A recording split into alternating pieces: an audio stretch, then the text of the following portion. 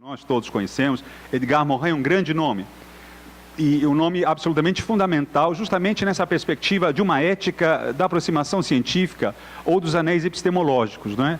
Que é uma espécie de elemento corsário, dentro de cuja diversidade todos nós nos sentimos partícipes, tateamos muitas vezes no escuro, mas buscamos aquela zona de coincidências entre os anéis epistêmicos, né? Quer dizer, é aí que nós trabalhamos.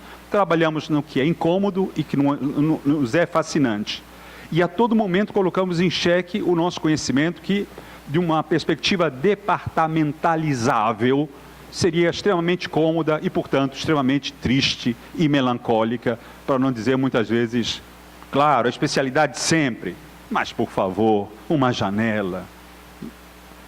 E aí nós vemos, por exemplo, grandes nomes da cultura romena que fundamentaram uma perspectiva, primeiro, uma tradição matemática importantíssima, sobretudo na topologia, e não apenas, mas de modo especial na topologia e nas várias perspectivas da topologia, mas também de poetas que trabalharam diretamente com a matemática. Agora mesmo, ele era conhecido no Brasil, porque veio algumas vezes, eu conheci na Romênia, Solomon Marcos, que um poeta, um crítico literário fascinante, e que tinha sido discípulo do grande poeta Ion Barbo, e que aprendeu muitas coisas. Então ele é capaz, num congresso ele falava de matemática, e num outro congresso, estruturalismo e matemática, e num terceiro congresso falava da paixão dele, por exemplo, pela obra de Gheorghe Bakovia, um matemático. Isso não causa nenhum espanto na Romênia. Talvez para alguns institutos de fomento, sim. Mas é o risco que precisamos correr para a construção de um diálogo ainda mais republicano.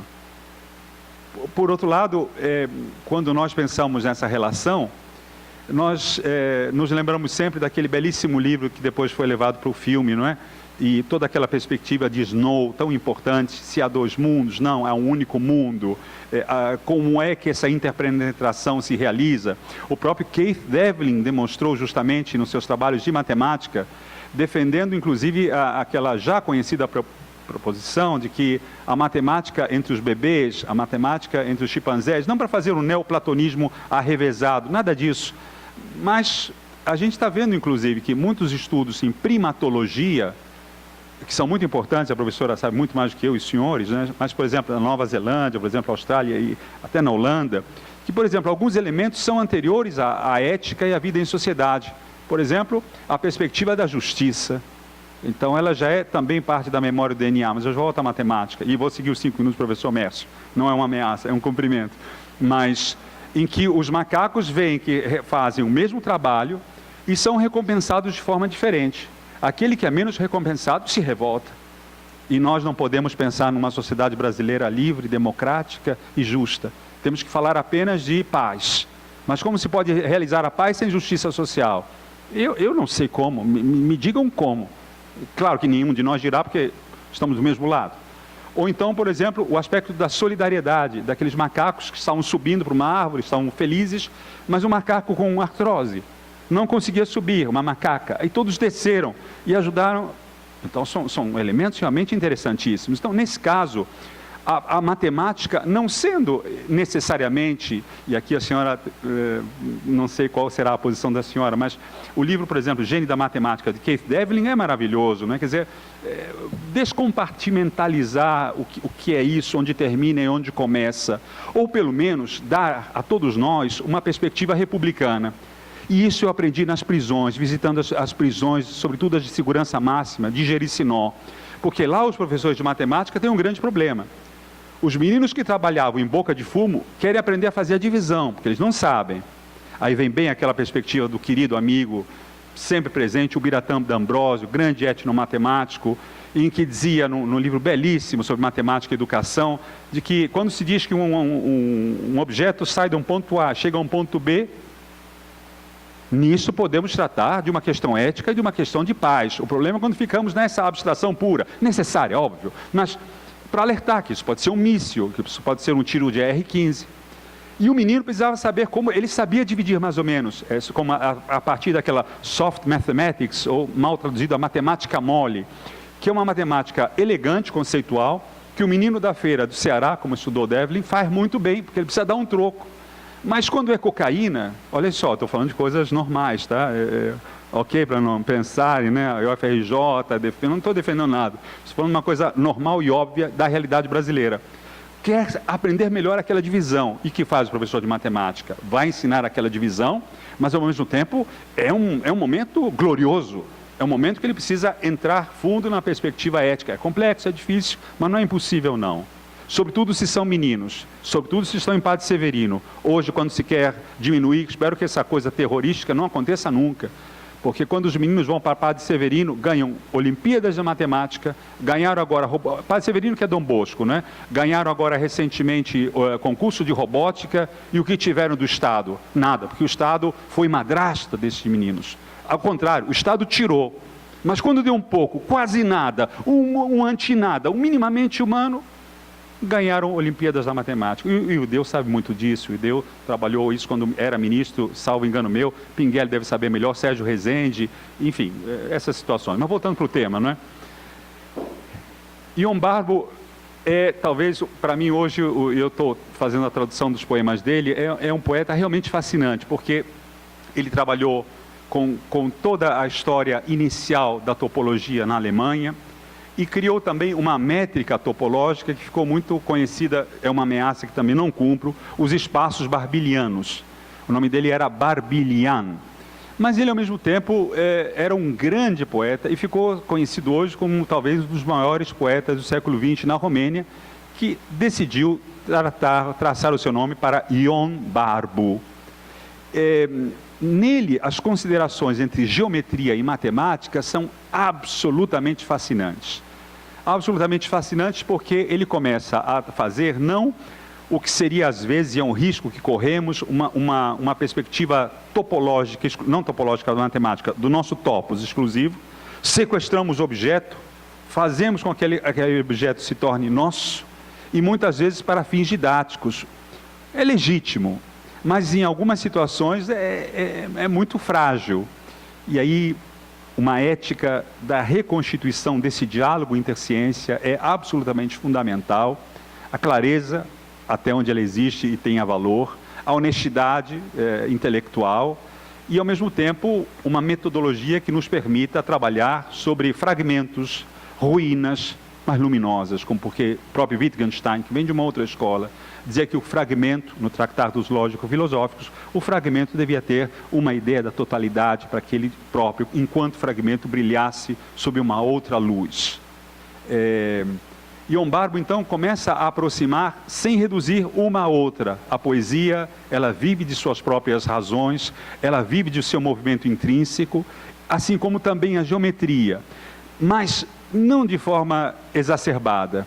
E ele diz, Ion Barbo, num belíssimo texto em que ele reflete sobre a sua condição de poeta e matemático, com o tempo ele foi não digo envergonhando, mas se sentia incomodado, e dizendo que ele só fazia poesia porque ele achava que o mesmo movimento, e aí, professor, um pouco se concorda com aquilo que a senhora estava mostrando antes, professora Mayra, em que a poesia e a matemática, elas nascem de uma mesma fonte, dizia Ion Barbo, e não havia neurociência, não havia estudos matemáticos de campo para comprovar que outras matemáticas seriam possíveis, outras, entre aspas, bem entendido, na sua ampla riqueza.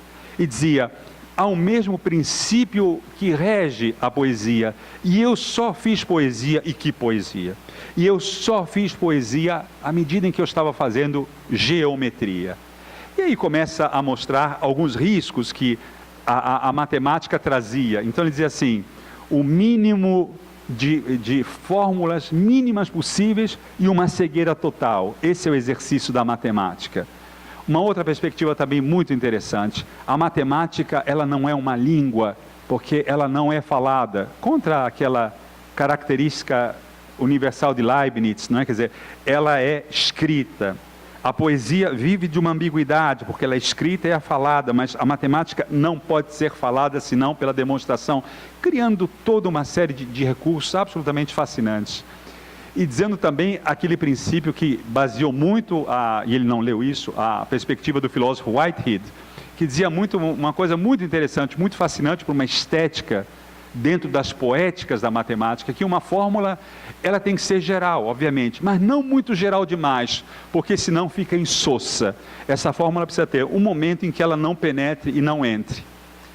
E aí isso iluminava, por exemplo, grandes poemas. Por exemplo, um poema escrito por um jovem de 21 anos, que se chamou Giacomo Leopardi, um poema belíssimo, insosso a princípio, se não fosse o gênio de Leopardi, que também estudava a sua própria matemática, e é um poema lindíssimo, que ele fala do infinito, e termina num verso que capturou a fantasia de Nietzsche, que dizia assim: e o naufragar-me é doce neste mar, il naufragar-me è dolce in questo mare. E o próprio Nietzsche, no Zarathustra, mais ou menos dizia algo parecido: in die Unendlichkeit zu scheitern, deslizar no infinito. É um poema de rara beleza, que responde também por essa fórmula de Whitehead, porque Leopardi diz, não vou citar, chega, mas ele diz assim, mas é lindíssimo, é pura música, conceitual, música do pensamento, né? Então ele diz assim, que ele está no alto de uma colina tentando enxergar o infinito, mas há uma sebe, há um tufo muito alto que o impede de mirar o último horizonte. Aí ele vai crescendo com gerúndios, né? O gerúndio faz com que, em algumas línguas, as palavras cresçam, porque para tratar do infinito precisa usar gerúndio. Mas sedendo e mirando, mas sentando e observando, aí as palavras crescem. Interminati spazi, espaços interminados além daquela, profundissima quiete, vejam os superlativos, profundíssima quietude, eu no pensamento finjo. É o fingir que já veio antes de Pessoa, duas vezes, na Antiguidade Clássica, o fingir de Leopardi e o fingir de Pessoa. E finalmente a ideia do infinito vai penetrando de tal modo que ele acaba naufragando docemente naquela ideia do infinito. É um dos poemas mais estudados nessa relação de poesia e matemática. Pois bem, Barbo tem atrás de si uma ampla tradição, e justamente por causa dessa ampla tradição, ele constrói uma poesia realmente fascinante, uma poesia que pareceria, eu trouxe alguma coisa que eu traduzi só para ver, para não... Se eu encontrar, se não encontrar, nada faz diferença, né? Tudo é a mesma coisa. Mas, por exemplo, encontrei aqui, não é? Por exemplo, então ele trabalha com o livro chamado Joc Secund, Jogo Segundo. A poesia como jogo segundo e a matemática como jogo segundo. Sai de uma perspectiva platônica, né? Porque em Platão, a grande revolução platônica, a gente sabe que não existe mais a ideia como ideia. Nós sabemos a partir da escola de Giovanni Reale, de Tübingen, que existe ideia-número em Platão. Não existe mais apenas a ideia, segundo a tradição mais ou menos assentada hoje, não é? Mas, e que Platão faz uma segunda navegação, como ele mesmo apontou, palavras de Platão em relação à leitura, à hermenêutica que ele próprio Platão requeria. Jogo segundo tem algo de neoplatônico, evidentemente, mas já marcado pelas novas topologias, geometrias, o espaço de Lobachevsky, por exemplo, e várias outras parecidas com isso. Mas vejam como ele trabalha matematicamente, sem pedir licença matemática. Porque um poeta que exerce poesia, não precisa dizer todo o tempo que é poeta, não fica bem para ele. Barthes mostrava isso. Quando a gente vai ganhando idade, a gente esquece o que é, e aí se torna muito melhor não sendo, porque acaba sendo mais. Não é? A idade daquilo que Barthes chamava em aula da sapiência, não é? Que é uma tentativa possível, intangível, mas estamos todos aí buscando, não é? E um poeta que faz matemática não precisa colocar fórmulas matemáticas. Joaquim Cardoso fez isso, mas está muito bem colocado, que já fez isso na poesia. E entra aquele choque daquela belíssima fórmula, né, que tem como elegância, como dizia Geoffrey Hardy, né, a última prova da matemática precisa ser a beleza, porque se não for bela, não é boa matemática, né? Ainda no mundo platônico, de certo modo. Mas vejam, por exemplo, brevemente isso. Do tempo deduzido, de Inchas deduz, mas eu vou ler em português. Do tempo deduzido fundo dessa calma crista, que se adentrou no espelho de redimido azul, cortando no afogamento dos rebanhos agrestes, pelos conjuntos d'água, um jogo segundo mais puro. Nadir latente, O poeta vai majorando a soma de harpas disseminadas que em voo inverso perdes. E o canto se consome, oculto, quando só no mar as águas vivas seguem sob campânulas verdes. Bem, vocês dirão, é altamente hermético. De fato é altamente hermético. E toda a problemática interpretativa de Barbo funciona nesse caso.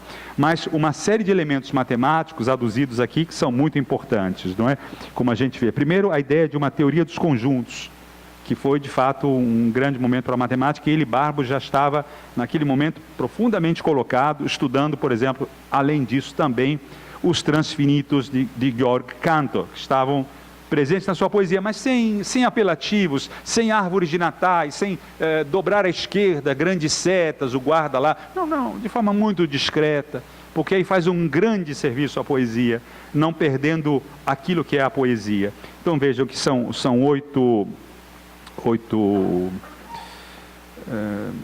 são decassílabos, 8 versos, 2 quartetos, na verdade, não é? E essa perspectiva do pensamento dedutivo, um pensamento dedutivo que se faz do tempo em que se recorta aquela determinada crista temporal, e aí são elementos vários, super transversais de tudo, que se adentrou no espelho de um azul redimido. É bonito isso porque a ideia especular é já a ideia de um jogo segundo. A natureza colocada no espelho, ou pelo menos a natureza colocada numa segunda navegação, por assim dizer. Então, já é um elemento de reflexão. Esse espelho é mais o espelho de Alice, é mais o espelho de Jean Cocteau, do que propriamente um espelho servil, que simplesmente espelha. Aí não teria o drama das novas topologias matemáticas, portanto, é um outro tipo de espelho. Mas o azul é ainda um azul de redenção. Portanto, esse azul é o azul do conhecimento, é o azul da estratégia, da poesia e da matemática que juntas conversam, que era justamente aquilo que Novalis dizia, uma matemática da poesia e uma poesia da matemática, o que não era um jogo de palavras, mas um programa de um dicionário futuro, de uma grande enciclopédia que não teve tempo de realizar, mas cuja poesia demonstrou muito isso, sobretudo quando ele estava estudando os logaritmos, enfim, os cadernos dele, de Novalis, publicados há algum tempo. E fala de uma realidade desses rebanhos agrestes. 5 minutos? Me diga a verdade. Quanto tempo? Não, isso é maldade com todos. Não, me diga quanto. 5 minutos. Perfeito, 5 minutos. Então, e ao mesmo tempo, essa perspectiva vou cortando, dos conjuntos agrestes, né, que é desses grandes rebanhos, é uma relação de uma natureza que não está descalcificada ou exilada da matemática, mas sem relações servis, né? Porque aqui o que já se colocava já era uma grande e bela perturbação geométrica, aquela mesma perturbação que o próprio Mandelbrot disse, não é? No seu belíssimo livro Objetos Fractais, e um pouco árduo também, em que ele disse que ele foi buscar no lixo da matemática, e aqui termina, isso me encanta muito, chega de Barbo, o que me encanta na matemática é um livro muito interessante, condenável do ponto de vista filosófico. Condenável não, condenável é exagerado. É um grande livro literário com uma pretensão historiográfica excessiva, mas é um belíssimo livro, que foi mal utilizado depois por pessoas que o seguiram e que hoje estão tentando aqui fazer o que nem a extrema-direita na Alemanha de 33, essa coisa monstruosa. Aqui às vezes tem umas coisas meio estranhas, né? Mas o nome dele é Spengler, Oswald Spengler. Spengler, enfim, ele fazia com que tudo se explicasse em tudo, com analogias poderosas, fascinantes, vertiginosas, às vezes superficiais, às vezes funcionais. Então, por exemplo, o Spengler tem uma parte dele sobre a história da matemática. Eu uso uma expressão um pouco forte, diz assim, a história da matemática não é uma tênia. É uma expressão feia essa, uma tênia. Mas ele tem expressões melhores. Então ele vai mostrando, por exemplo, por que Descartes e o plano cartesiano significam um grande progresso civilizacional, porque os gregos e os árabes estão conversando. Aí nós temos a geometria e a álgebra, que é um ponto de diálogo extremo, e a HCTE já trabalhando lá atrás, não é? E é um encontro notável, e criou uma propulsão totalmente distinta. Ou então, por exemplo, quando ele fala de uma matemática barroca, E na matemática barroca, a angústia, por exemplo, relativamente a uma perspectiva, digamos, newtoniana. Um barroco claro, mas um barroco também escuro. Se a gente lembra que 70%, 5% da obra de Newton é uma obra